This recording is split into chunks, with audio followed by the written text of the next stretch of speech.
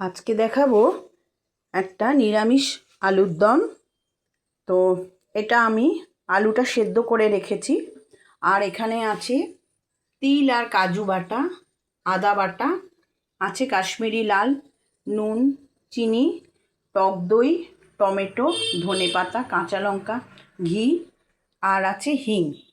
এবারে আমি কড়ার মধ্যে তেল দিয়েছি, এইবারে আমি দেব একটু ঘি।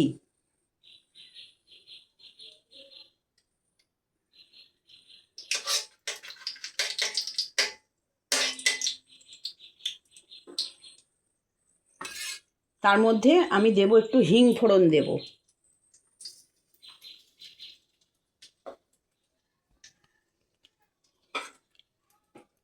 এবারে একে একে আমি মশলাগুলো দেব। আগেই আমি দেব আদা বাটা।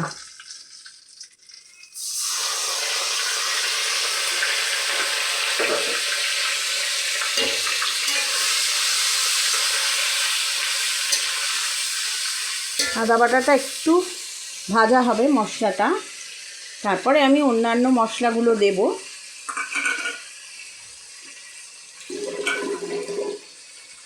আমি আদা বাটার মধ্যে বাটিটা ধুয়ে জল দিলাম।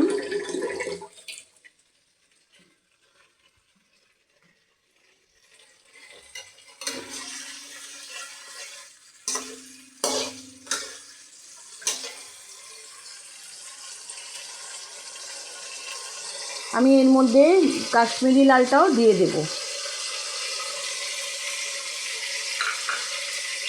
আর দেব টমেটো। নুন মিষ্টিটা দেবো, টমেটোটা গলে যাবে তাহলে।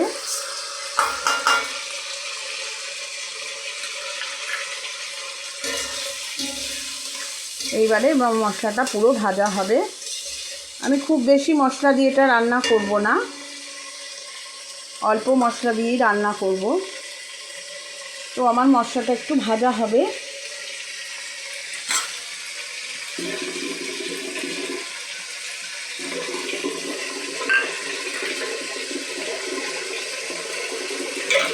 আমি লঙ্কার বাটিটা ধুয়ে জলটা দিয়ে দিলাম।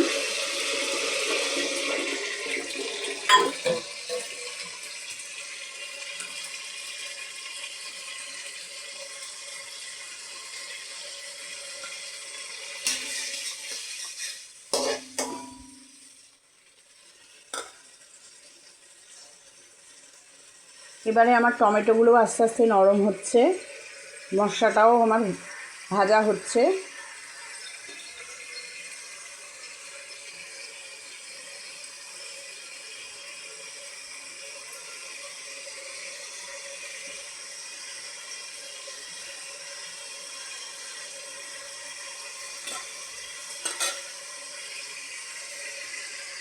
আমি আলুটা আগেই নুন দিয়ে সেদ্ধ করে রেখেছিলাম, রেখে জলটা ফেলে দিয়েছি,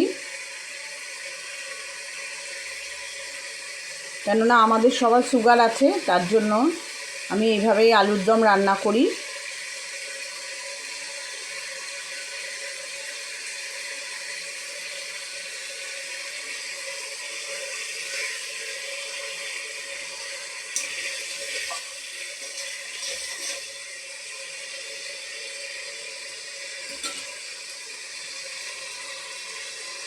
এইবারে কাজু আর তিল বাটাটা আমি আস্তে আস্তে দিয়ে দেব।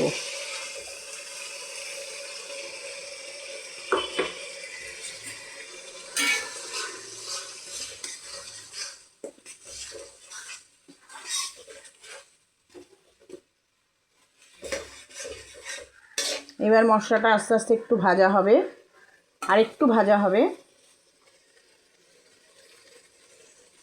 আমার যেহেতু আলুটা সেদ্ধ করা, ওই জন্য আমি আগে আলুটা দিইনি।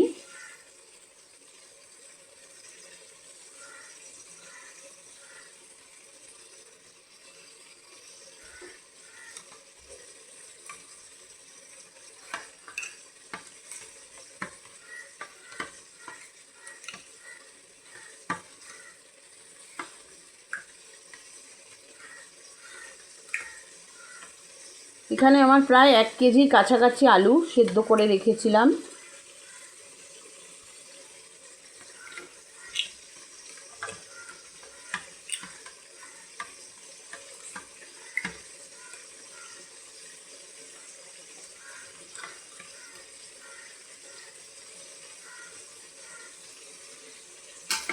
আমি দইটাও ফেটিয়ে নিয়েছি, এবার দইটা দেব।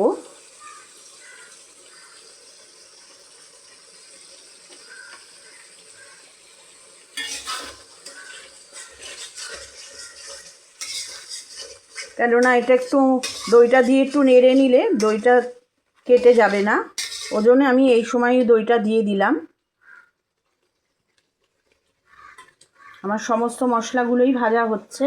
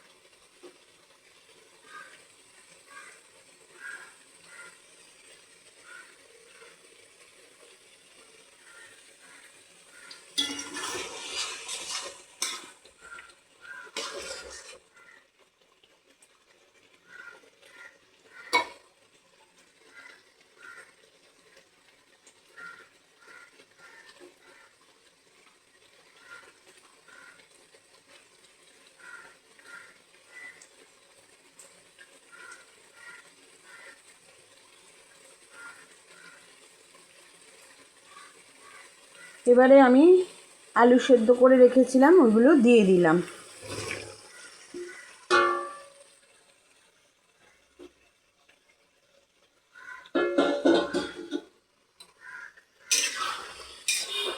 এবারে আলুটা মশলার সাথে কষা হবে।